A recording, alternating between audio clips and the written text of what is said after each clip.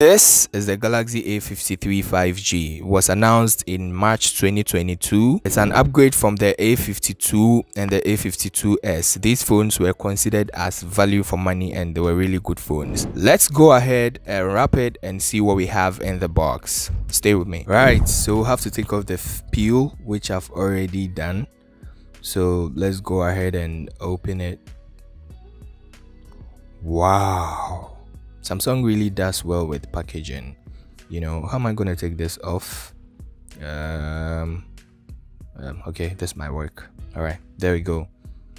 All right, now it's kind of wrapped all around with this rubber, you know, this rubber thing, if you like, rubber case wrapped all around it for extra protection, I guess. I can't wait to see what we have here. What else we have in the box? That's the manual box. I'm already not seeing a charger anyway. Okay, so that's the SIM ejection tool right there. What else? Let's see if we can have something inside. Check. Okay, all right, so we have the charging cable, type C charging cable. Oh, it's a type C to type C. So what we don't have is the charging adapter. That's what we don't have. Let's go ahead, unwrap it and power it up. Okay guys, so we have to do the first peel. Like I said earlier, it's wrapped all around, and so we would have to take everything off like so.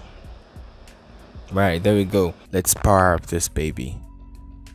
Samsung Galaxy as usual, powered by Android, as we have there. I can't wait for us to get into this. Here we are on the welcome screen. Let me just save us some time to do the setup. I'll be back. All right, so our baby is on here, and overall I think it looks really good, and I like the touch and the touch sensitivity. I just feel like it's too slimy on the back because it can easily fall from your hands if you don't handle with care. I also don't like the camera bump there. It's just too big for me, and I think that it's way bigger than my hand, you know. That's because personally I like phones that are small and can, you know, fit perfectly in my hand. Now it's a 6.1 inch display and runs on the Super AMOLED 120 Hz. If you look on the back, we have the charging ports, we have the SIM card tray, and then we have the mic also on the side. We also have the speakers. On the back, we have the 64 megapixels wide lens, the 12 megapixels ultra wide lens, 5 megapixels macro lens, and 5 megapixels depth lens. Guys, these lenses do a very great job because I've actually tested the camera and I think they really do a good job. Now we have 32 megapixels wide lens on the front facing camera and really does a good job.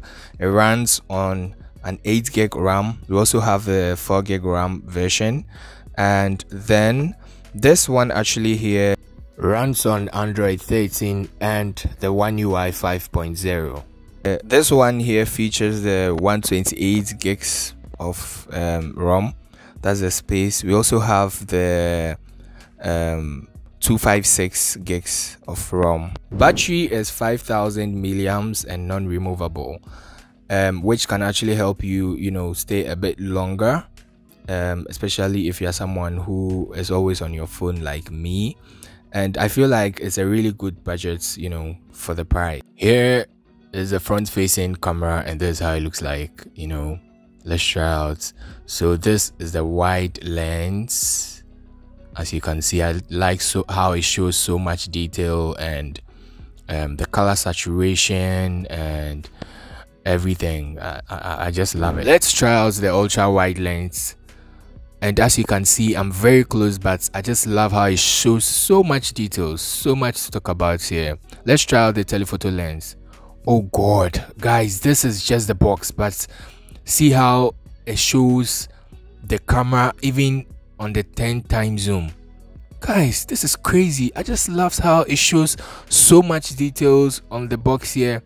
and it does really a good job.